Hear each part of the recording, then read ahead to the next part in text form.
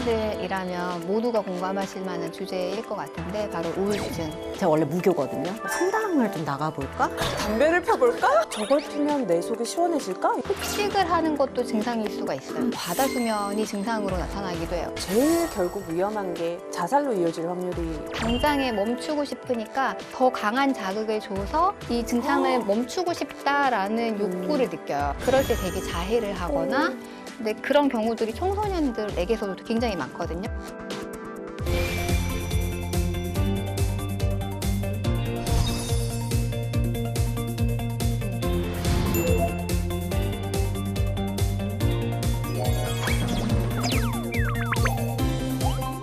네, 오늘 주제는 현대인들이라면 모두가 공감하실 만한 주제일 것 같은데 바로 우울증. 저도 한번 생각을 해봤어요. 제가 언제 가장 우울했었나. 20대 때 의대 생활을 할 때 전국에서 얼마나 많은 뛰어난 친구들이 모였겠어요. 내가 해왔던 대로 열심히 뭐 공부도 하고 노력을 하는데 뛰어넘을 수 없는 벽이 있다는 그런 느낌을 느꼈던 적이 있었거든요. 그래서 그때 상당히 좀 우울했던 시기를 보냈던 것 같아요. 저도 비슷한 시기긴 한데 네. 원인은 다른 것 같은 게 이제 본과 3학년쯤 됐을 때 저희 계속 시험 치고 시험에 일주일마다 시험 치고 또 시험 치고 나면 잠시 쉬고 또 시험 공부하고 하는 게 이제 쌓이고 쌓이다 보니 어떻게 이걸 지나가야 될지 모르겠는 정말 무력함에 빠지고 또 시험을 쳐야 되는데 도저히 공부를 할 수가 없겠는 거예요. 그래서 또 매일 똑같이 또 그 의대에 들어가는데 항상 그 입구에 담배 피는 오빠들이 담배를 항상 피고 있었거든요.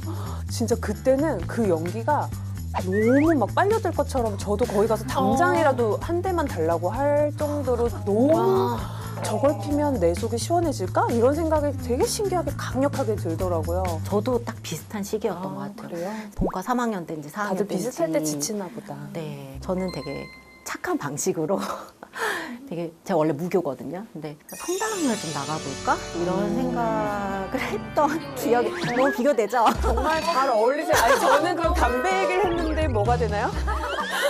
담배를 펴볼까? 너무 발음 약간 그러게요. 아름다워. 너무 비교가 되지만 그런 생각했던 적이 그래서 있어요. 제 뒤에 얘기하셔가지고.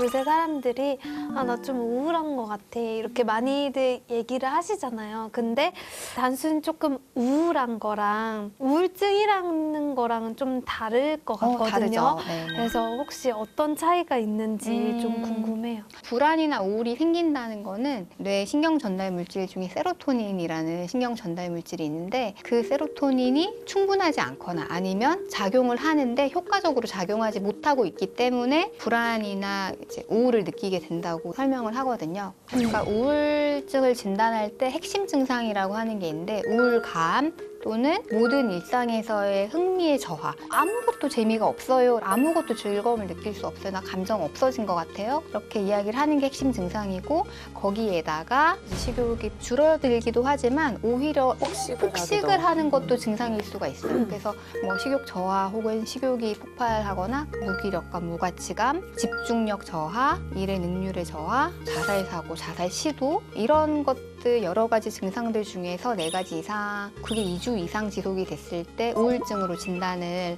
할 수가 있거든요. 그래서 단순히 우울감만 있다고 우울증이라고 하지는 않고 그래서 우울증이 있는 분들이 사실 수면 장애, 그러니까 뭐 불면증 있는 경우가 꽤 많은 걸로 알고 있는데 네. 실제적으로 관련이 좀 있나요? 관련이 있죠. 서로 영향을 주고받는 관계라고 생각하시면 됩니다. 그러니까 닭이 먼저냐 달걀이 먼저냐 이런 개념인데요. 불면이 지속이 돼도 우울증으로 갈 수도 있고 우울해도 따라오는 증상이 그런 수면의 변화나 불면증인 거기 때문에 우울하다고 오시는 분들이 잠 잘 주무세요? 라고 질문을 했을 때 잠은 잘 자요. 우울하지만 라고 하면 굉장히 반가워요. 그래도 좀 빨리 좋아지겠구나. 잠은 잘 자니까. 잠은 잘 자니까. 그래서 수면이 그 우울증 치료의 키맨 같은 역할을 한다고 생각하시면 될 것 같아요. 서로 이렇게 연관성 네, 있는 건가요? 연관성을 줘요. 제 친구도 치료를 일시적으로 한 적이 있거든요. 정말 우울증으로. 네.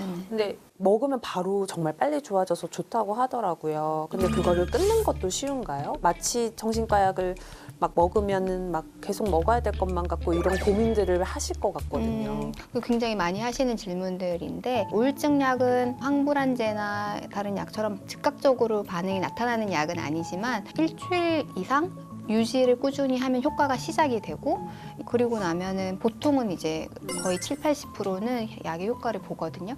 그리고 유지를 하다가 끊고 싶어요라고 하는 환자한테는 저는 한번 본인이 정 그렇게 원하시면 끊어보세요라고 이야기를 해요. 근데 끊는 거는 전혀 어렵지가 않거든요. 그냥 불안, 두근거림 뭐 이런 신체 반응들이 일시적으로 나타날 수 있는 약도 있지만 대개는 큰 부작용 없이 끊는 경우들이 더 많아요. 네.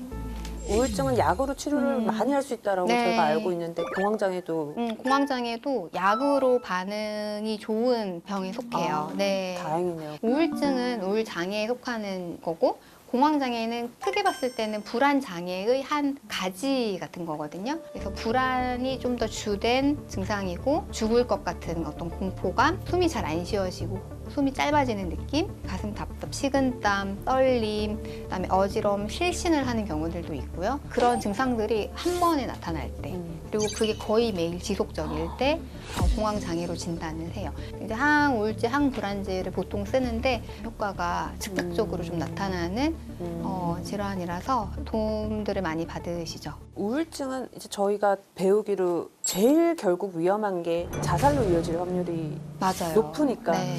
그럼 공황장애도 자살로 이어질 수 있는 경우가 그렇게 흔한가요? 공황장애하고 우울 증상이 같이 오는 경우들이 많이 있거든요. 그리고 공황장애 단독만 있다고 해도 너무 힘들게 증상이 다 발현이 되었을 때는 이거를 당장에 멈추고 싶으니까 더 강한 자극을 줘서 이 증상을 멈추고 싶다라는 욕구를 느껴요. 충동을 느끼는데 그럴 때 되게 자해를 하거나 근데 그런 경우들이 청소년들에게서도 굉장히 많거든요. 대개는 공황 증상을 가지고 있어서 학교에서 공황 증상 때문에 너무 힘들어서 화장실 가서 자해하고 온다거나 이런 경우들이 있거든요. 그래서 이제 공황장애는 이거를 멈추기 위해서 우발적으로 하는 거긴 하지만 우울증에서의 자살 생각과 시도는 좀 계획, 죽기 위해서 하는 나 거니까. 이거 죽어야 되니까 계획을 세우고 심각한 시도들을 좀 지속적으로 한다든지 방법을 찾아본다든지 네, 맞아요. 이런 계획들을 세우게 되기 때문에 좀 더 위험하죠.